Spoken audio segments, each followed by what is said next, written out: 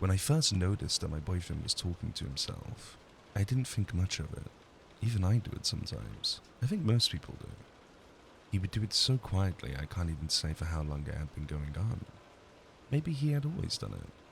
His lips moved rapidly and his voice was barely a whisper, so for a while I thought he might be quietly humming.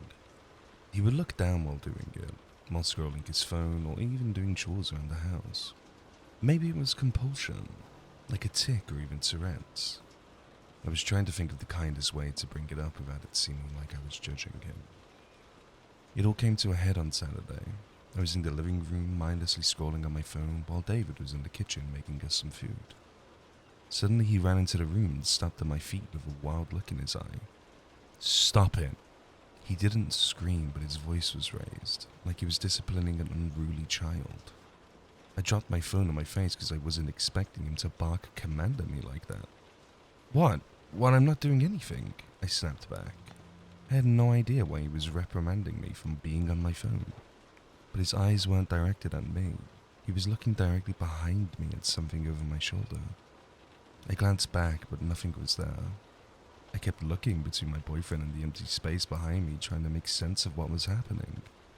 He blinked rapidly and looked down at me. He seemed agitated. "I'm sorry." He shook his head and rubbed his temples. "I thought I saw something behind you," he answered slowly, still shaking his head. I sat up and snapped at him. "And what was it? There's nothing there? You scared me running in here like that." I admonished him. He kept shaking his head and backed away into the kitchen. I went back to scrolling on my phone, but I kept shooting glances at David and back behind me. It had spooked me. For the rest of the morning, his whole mood seemed off. He was jumpy and he kept fidgeting with his hands, something he only does when he's upset. As noon rolled out, I suggested getting out of the apartment and getting lunch somewhere. David quickly agreed. Getting out of the house did us both good. It seemed to calm him down, and I was getting cabin fever being stuck inside for so long. Walking back to the apartment, we were holding hands, and I was leaning into him. "So are you okay? You seemed so jumpy this morning. Do you think you saw a shadow or something?" I asked, trying to keep everything light. He looked at me cautiously, as if he was weighing what he was about to say. "I think you're right. I think I saw a shadow or something, or maybe I was still dreaming." He smiled, but the smile did not reach his eyes. I decided to drop it. I honestly thought he was embarrassed. He had gotten scared over nothing and was worried about my reaction. That night I woke up to the sound of David talking. He was whispering, but the gentle drone of his voice had woken me up. I lay there listening. I had no intention of getting up or saying anything to him while I was still half awake. Once he stopped mumbling to himself, I would go back to sleep. During the day, I could never make out what he was saying, but tonight I could hear him clearly even though it was just above a whisper. "I'm not going to do that to her. You're not allowed to touch her either. You promised me. You promised me that this time would be different." His whispers were harsh and insistent. I almost said something. At this point I thought he might not even be awake, maybe he was talking in his sleep. That's when I heard a voice answering him. It was distinct and separate. My heart started pounding even as I tried to rationalize what I was hearing. This new voice, lower and softer than David's, wasn't like anything I had heard before. I couldn't make out the words, just the tone of it as it spoke. I couldn't tell if it was male or female, but it sounded angry. David shifted in the bed and reached over to touch my back. I didn't move, just laid there, still pretending to be asleep. "You're wrong. She's still sleeping. She can't hear anything we're saying." David rasped at the voice. The voice answered back. I still couldn't make out the words, but it sounded both insistent and scathing. "Whatever. I'm done for the night. I'm exhausted. You can talk to me tomorrow when I wake up," he hissed, and he lay back down beside me.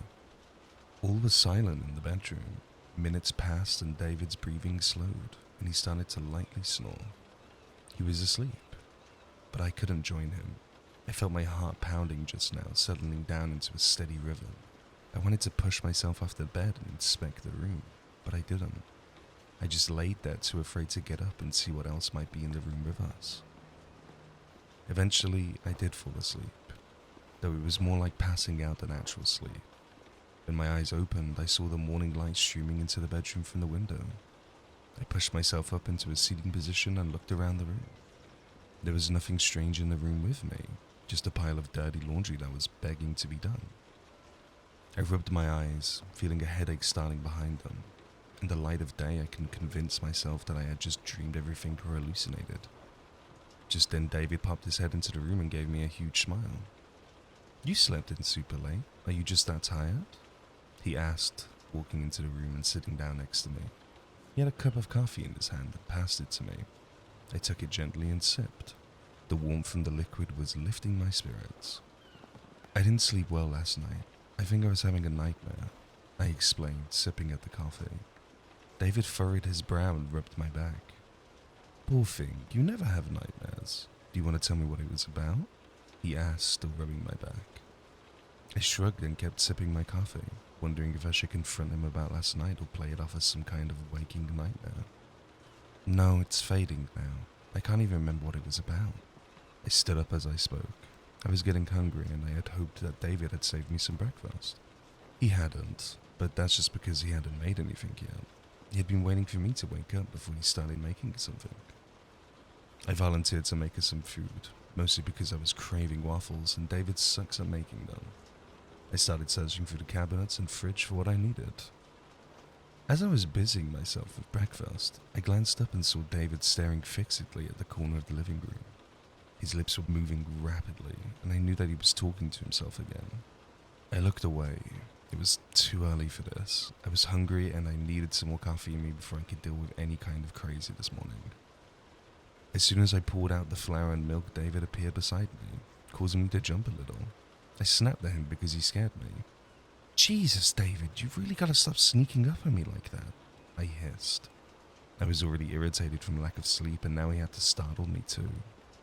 "I'm sorry," he whispered, his eyes darting from me and back to the living room. "But I thought we could go out to brunch instead." I shook my head. "I already poured out the milk and flour. I don't want it to go to waste." He licked his lips before speaking again. "Please, it'll be my treat. I just can't be in the apartment right now." He looked upset as he spoke to me. I set aside the poor half-finished waffle mix and sighed.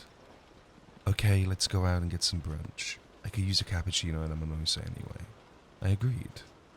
David kept hovering over me as I got dressed as quickly as I could. I didn't have time to brush my teeth before he rushed me out the door. He practically shoved me out into the hallway. Usually I'm all for a brunch date, but he was acting so erratic, and I was bouncing between being irritated and concerned. As we sat and ate our breakfast, I decided I needed to bring everything up. Something was worrying him, and the more I thought about last night, the more this pit of worry was forming in my stomach. I think I just wanted him to tell me everything was alright, that I had dreamed everything and this was something normal I was blowing out of proportion. "Last night I woke for a little while. I thought I heard you talking to someone." I tried to say it as nonchalantly as I could. David coughed on his eggs Benedict and gave me a horrified expression. "What are you talking about? I wasn't talking to anyone last night." He looked at me wide-eyed. He was a terrible liar. "Babe, it's okay. If you were dreaming or if you have some kind of tic or Tourette's, it's okay. I'm not here judging you. I'm just telling you that I've noticed, and I think I was dreaming through part of it anyway, because I thought I heard something answering you back." I reached out trying to hold his hand, but he snatched it away. "You had a nightmare last night. I wasn't talking last night. I was asleep the whole time." He was sweating as he spoke, and his eyes were darting around like he was looking for someone. I sighed and went back to my breakfast. David sat his fork down and was looking everywhere except for me. His breakfast forgot him. I hadn't meant for this to happen. Maybe talking about this in a public setting was too much for him. After we paid the bill, we were walking home and David grabbed my arm and forced me to face him. His eyes had a glassy and panicked look to them. I felt a stab of panic and placed my hand on his chest, feeling his heart pounding. "Honey, are you okay? You look like you're getting sick." I moved my hand to his forehead, wanting to take his temperature when he pushed my hand away. "I think I should go back to my apartment today. I think I need to be alone for a while," he stammered, backing away from me. "Okay, but if you're sick, you can come back with me and I can take care of you," I pleaded. He shook his head. "No, I think I really just need to have some time to myself." He turned and walked away. leaving me staring after him on the sidewalk. Both our apartments were in walking distance, one of the perks of living in a city. He was always at my place so often we practically lived together. It felt unnatural going back home alone. I texted him throughout the day, but I got no answer. I tried calling, but he went to voicemail. Any irritation I felt for him was gone and replaced with pure concern. As the evening wore on, I was preparing to go over to his place to confront him when he finally called me back. "David, are you okay? You haven't messaged me all day. I was getting worried. I was getting ready to come over to your place," I said in a rush. "No, don't come over here. It's not safe," he spoke in a low whisper. I almost couldn't hear him. "What do you mean it's not safe? Safe for who? You or me?" My voice rising in alarm. "For you," he sputtered. "Why? You're not threatening to hurt me, are you? Or is someone else threatening to hurt me?" I was shouting over the phone. This was so out of character for him and I didn't know what to think. "We need to break up," he hissed back at me. "You need to stay away from me. You need to stay safe." He sounded like he was crying, and with that, the call ended. I stared at my phone in disbelief. I know he didn't just break up with me over the phone. I called back, then again and again, straight to voicemail. I sent text messages and messages on WhatsApp but got no reply. I spent the rest of the evening crying and only fell asleep after I took a sleeping pill just because I knew I needed the rest. Every message I sent to David was ignored. After a few days, I just stopped trying. I had gotten the message loud and clear, and I wasn't going to throw myself at someone who wanted to push me away. After a few more days had passed, I started gathering up all the things he had left at my apartment in a box to leave at his place. I cried while doing it. Breaking up was always hard, but I had thought our relationship was going well. Dropping off the box was harder than I expected. I sent him a text letting him know his stuff was outside his door. At this point, I was certain I was blocked, but in case he wasn't, I wanted to give him a heads up. I lingered outside his door for several minutes. Part of me wanted to knock and see if he was home. Finally, I just turned and walked away. If he wanted to talk to me, he knew where I lived, and he had my number. Come to think of it, I still needed to get my apartment key back from him. That night, I was laying on my couch watching a movie while I scrolled through my phone. I was deleting all the pictures of David and me. "Hello there, Amber," a soft voice purred from somewhere behind me. I gasped and leapt off the couch, clutching my phone to my chest. It sounded like someone was right beside my ear, but there was nothing. My eyes darted to the TV screen. Maybe I had heard it from there, but no one in the movie I was watching was named Amber. My heart was pounding as I tried to rationalize what I had heard. Immediately, I thought of David and his weird tic and the voice I had heard that night. I ended up staying awake most of the night. I was scared. I didn't want to be. What I was feeling was irrational, but that didn't mean it wasn't happening. I got up to leave the apartment, but I ended up just sitting back down again.